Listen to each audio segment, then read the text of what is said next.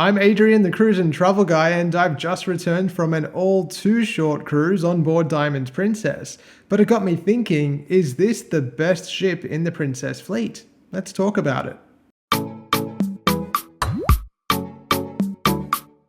Diamond Princess is truly a gem, and I mean that literally. She's actually part of the Gem class, which itself is a sub-variant of Princess's Grand class ships. They first debuted in the late 90s, and so visually she's very reminiscent of many other Princess ships in the market, but she has a few attributes that make her one of the cruise line's best. We'll get into that in a minute, but I do want to cover her origins, not in too much detail, but they're almost as unique as the features that she offers. Diamond has one direct sister ship called Sapphire Princess, and both were built in Japan. During construction, a fire ripped through the ship that was originally planned to become Diamond. With Sapphire conveniently under construction at the same time, Princess and the shipyard simply swapped names between the two sisters, so Sapphire became Diamond. And that change meant that Diamond could launch on time as originally planned in early 2004.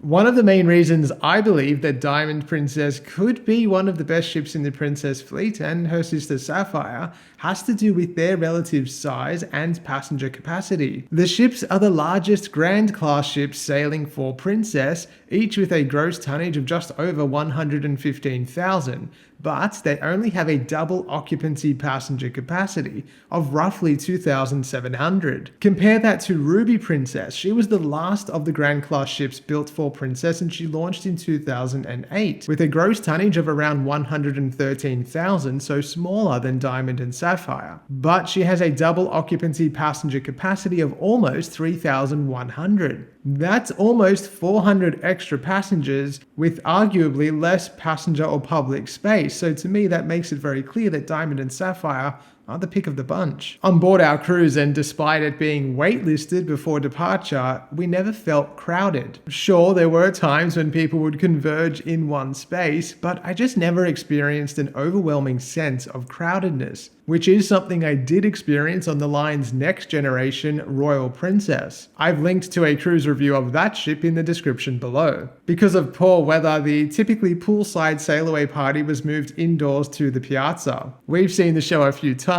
but we stuck around for most of it. And even with the bad weather outside, the ship just didn't feel like it was heaving with people. There was plenty of space for people to move about, especially around Deck 7, which is the main promenade deck, itself offering a whole range of lounges and bars and other venues that people can just spread out into, and it also features a classic wraparounds promenade deck. Of course, there's nothing quite like a sunny sail-away party, so here's some footage from earlier this year on Royal Princess, but we made do with the indoor show.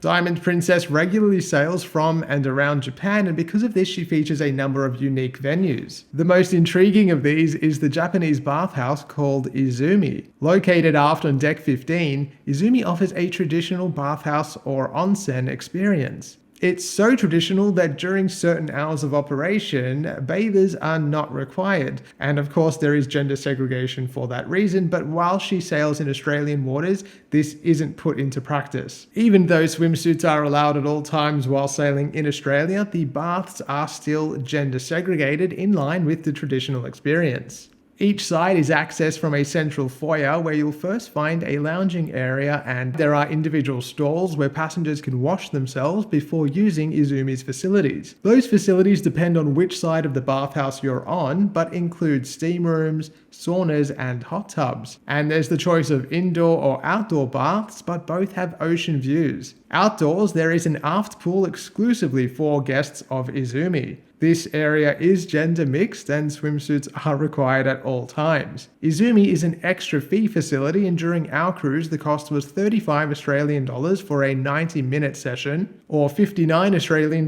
for a single day pass. On some voyages, cruise length passes are also available.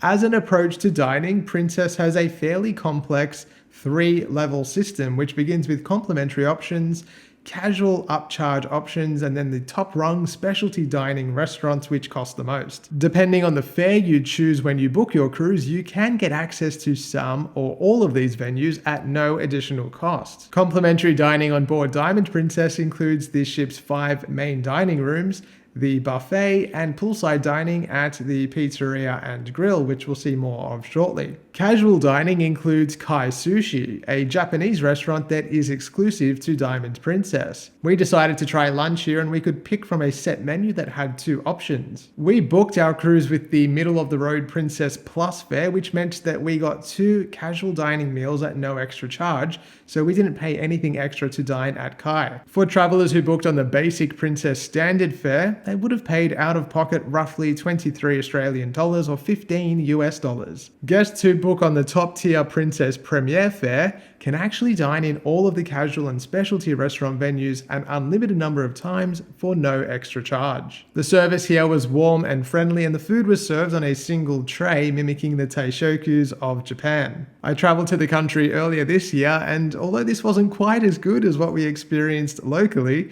I really did enjoy this lunch service. The sushi rice was a little overcooked, and the sashimi was sliced a little too thick for my tastes, but the flavors were all very nice, and coupled with the friendly service and lovely presentation, I did think it was a winning meal. However, Kai Sushi is the one and only permanent casual dining venue on board Diamond Princess. This limits passengers' ability to take advantage of the perks associated with Princess Plus or Princess Premier. This stands in contrast to other ships in the Princess fleet, which typically offer multiple casual dining venues. According to Princess, Diamond does have a pop-up version of Alfredo's, the cruise line's pizzeria, but apparently it doesn't serve pizza, and it wasn't open at any time during our short voyage. On the specialty dining front, so this is the top rung of the extra charge dining on board a Princess cruise, this ship offers the classic Princess staple Sabatinis, and another Diamond Princess exclusive, the Churrascaria Brazilian Grill. While Sabatini's occupies a dedicated restaurant on Deck 7, the Churrascaria takes over one side of the ship's buffet, making for a less exclusive dining experience. I spoke to a few people who dined there, and they said the food was good, but the location left a little bit to be desired. When it comes to complimentary dining, Diamond Princess gives passengers plenty of choice.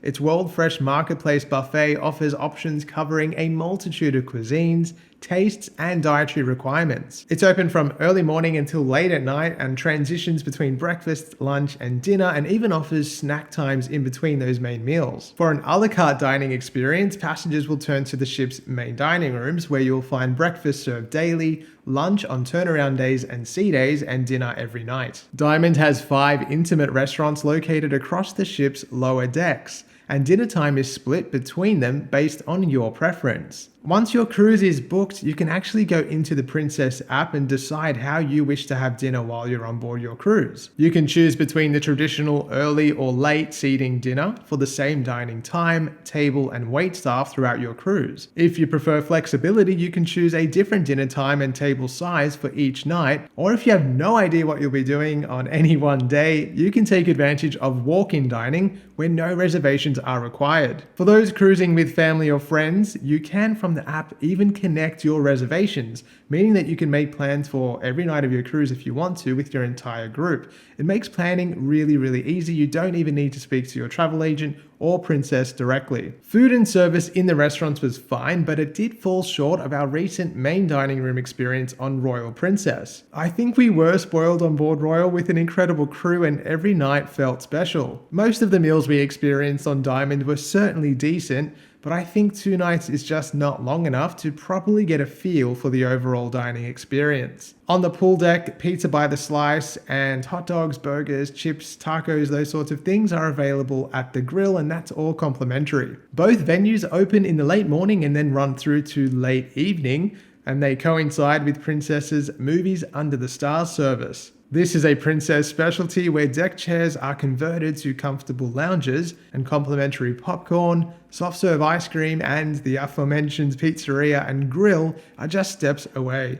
No one is going hungry on any cruise, be very clear about that, but one sore point with Diamond Princess is that it doesn't offer the international cafe. This is almost a crime against humanity, or at the very least, a crime against loyal princess cruisers. On other ships, it's open 24/7 with a barista and complimentary sweet and savory snacks. It's an all-time favorite of any princess cruiser, and its absence from Diamond is notable. In its place, Diamond instead features a small bar with barista service from around 6 a.m. and a limited number of complimentary pastries. Across from this small bar, you will find an internet cafe, a fairly large space that frankly could be repurposed.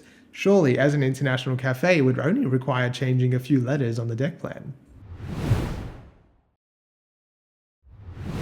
Princess's industry-leading technology called Medallion continues to be a game changer. The Medallion replaces the typical cruise card and functions as your room key and onboard payment device, but does so much more than that. Paired with the Princess app and called Ocean Now, you can place orders for drinks or food to your exact location on board. Think of it as room service on steroids. The Ocean Now service is complimentary for guests that book Princess Plus or Premier, and for those that book Princess Standard, they do need to pay to unlock it. It's roughly 25 Australian dollars. One of the most underrated features though is crew chat. It lets you bypass visits to guest reception and instead ask for assistance via in-app messaging. You can also chat with the rest of your traveling group or even see where they are on a map, provided they've given you permission to do so. It's the best tech at sea, bar none. My only criticism is that there is no place in the app to easily or quickly see what venues are open and when. For that, cruisers need to refer to the printed newsletter called the Princess Patter. It just seems like a strange oversight with such a tech-forward app and concept that I need to refer to a piece of paper to know when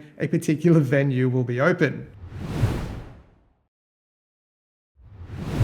With such a short cruise, we didn't experience very much in the way of entertainment, but if you're a music lover, you will be very happy on a Princess cruise. There were musicians located all across the ship in different bars and lounges throughout the day and night. There was also bingo, scavenger hunts, sports comps, and crew versus passenger events that were all scheduled during our time on board. Diamond Princess also features The Secret Silk, a Broadway-style production show. I watched it on Royal Princess earlier this year, and it was definitely a spectacle. In fact, it was created by Stephen Schwartz, whose other credits include Wicked and Pippin. And for those that enjoy a late night, Diamond features a dedicated nightclub perched high on Deck 18. Princess did away with separate nightclub spaces when it launched its next generation Royal and Sphere class ships, but it lives on with Diamond and the other Grand class ships, and it certainly beats the Piazza or Atrium nightclub experience offered on the newest ships in the fleet.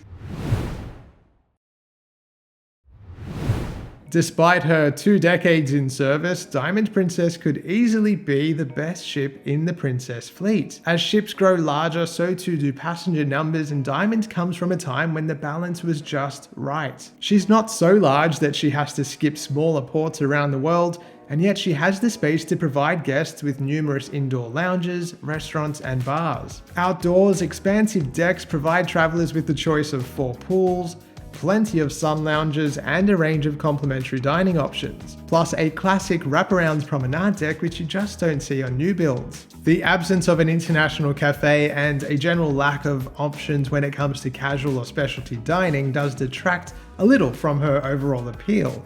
So although I'm not ready to claim that she is the best ship in the Princess fleet, she definitely comes close, and she should rise to the top of the list of any cruiser that is seeking that almost intangible sense of classic cruising. My only real disappointment is that I didn't get to experience her for longer. Let me know in the comments, what do you think of Diamond after watching my video, or if you've cruised on her, let everyone else know what that was like.